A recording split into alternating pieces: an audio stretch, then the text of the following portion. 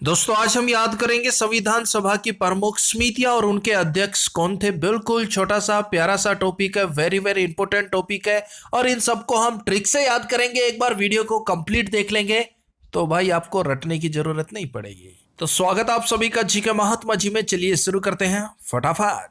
तो सबसे पहले है संचालन समिति के अध्यक्ष डॉक्टर राजेंद्र प्रसाद, नियम समिति के अध्यक्ष डॉक्टर राजेंद्र प्रसाद, राष्ट्रीय ध्वज संबंधित समिति के अध्यक्ष डॉक्टर राजेंद्र प्रसाद, वित्त एवं स्टाफ समिति के अध्यक्ष डॉक्टर राजेंद्र प्रसाद। और भाई डॉक्टर राजेंद्र प्रसाद को तो आप सभी जानते ही हैं, हमारे देश के पहले राष्ट्रपति थे। अब डॉक्टर राजेंद्र प्रसाद, राजेंद्र से वही सारी है राजा, राजेंद्र का हो गया राजा। और भाई राजा जो है वो संचालन समिति संचालन करते हैं अपने राज्य का, अपने देश का। कौन? राजा। तो संचालन समिति के अध्यक्ष डॉक्टर राजेंद्र प्रसाद। दूसरी है नियम समिति, नियम कानून कौन बनाते हैं?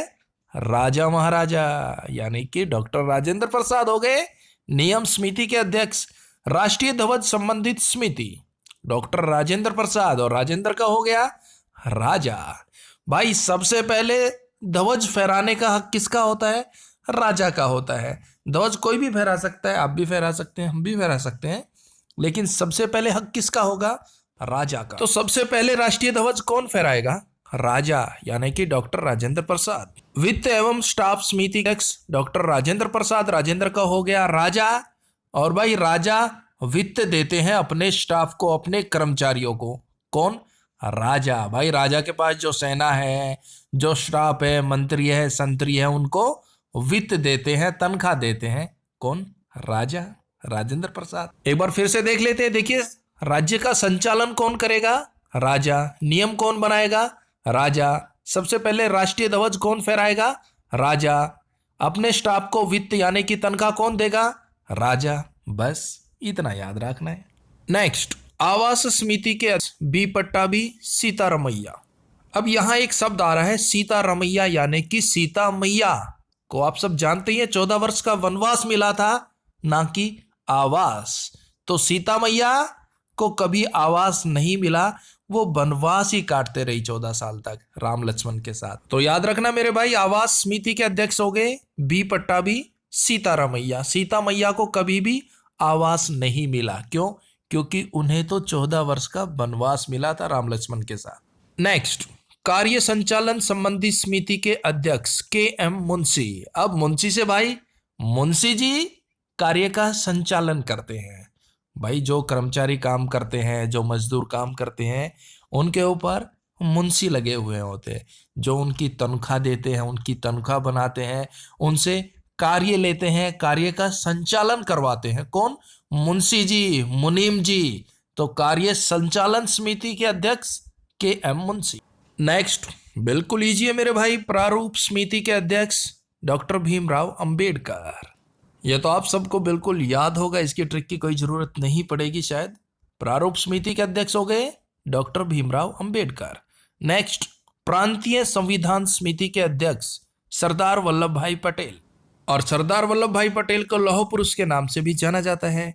अब देखिए, प्रांतीय यानी कि प्रांत। भाई जब हमारा देश आजाद हुआ तो हमारा देश बहुत से छोटे छोटे प्रांतों में बटा हुआ था, और उन सब प्रांतों को एकत्रित करने का काम किसने किया? सरदार वल्लभ भाई पटेल ने। तो प्रांत का होगा प्रांतीय, और प्रांतों को एकत्रित किसने किया? सरदार वल्लभ भाई पटेल ने। बिल्कुल इजी है मेरे भाई। एक बार फिर से देख ले भाई, आवास समिति के अध्यक्ष बी पट्टाभी सीतारमैया। सीता मैया को कभी भी आवास नहीं मिला। क्यों? क्योंकि उन्होंने तो वनवास ही काटा। नेक्स्ट है कार्य संचालन संबंधित समिति के एम मुंशी। मुंशी आ गए। मुंशी जी, मुनीम जी कार्यों का संचालन देखते हैं, कार्यों का संचालन करवाते हैं। नेक्स्ट है प्रारूप समिति, आप सब जानते ही हैं, डॉक्टर भीमराव अंबेडकर। और उसके बाद है प्रांतीय संविधान समिति। प्रांतों को एकत्रित करने का सबसे बड़ा योगदान किसका रहा है? सरदार वल्लभ भाई पटेल। नेक्स्ट, संघीय शक्ति समिति के अध्यक्ष पंडित जवाहरलाल नेहरू। संघीय संविधान समिति के अध्यक्ष पंडित जवाहरलाल नेहरू। राज्यों संबंधित समिति के अध्यक्ष पंडित जवाहरलाल नेहरू।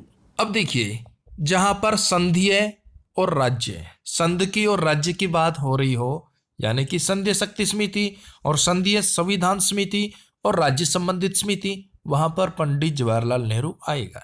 बस इतना याद रखना, संघीय और राज्य इन दो की जब भी बात होगी तो पंडित जवाहरलाल नेहरू आएंगे। अब नेक्स्ट जो हम कवर कर रहे हैं वो आपको थोड़ा सा कंफ्यूज करने वाला है, एक बार ध्यान से जरूर देख लीजिएगा। देखिए, मौलिक अधिकार, अल्पसंख्यक एवं जनजातीय और अपवर्जित क्षेत्र संबंधित सलाहकार समिति के अध्यक्ष सरदार वल्लभ भाई पटेल। अब यहां पर फिर से मौलिक अधिकार उप समिति। अब यहां पर यह बात आप नोट कर लीजिए, यहां पर मौलिक अधिकार उप समिति की बात हो रही है जिसके अध्यक्ष जेबी कृपलानी। उसके बाद है अल्पसंख्यक उप समिति, इसके अध्यक्ष एचसी मुखर्जी। अब देखिए ऊपर, यानी कि यहां पर हमने बात की थी मौलिक अधिकार, अल्पसंख्यक एवं जनजातीय और अपवर्जित क्षेत्र संबंधित सलाहकार समिति के अध्यक्ष सरदार वल्लभ भाई पटेल, ठीक है। और यहां बात हो रही है मौलिक अधिकार उप समिति जेबी कृपलानी, अल्पसंख्यक उप समिति एचसी मुखर्जी। तो भाई इनकी ट्रिक हम नहीं लगाएंगे, कंफ्यूज हो जाएंगे आप।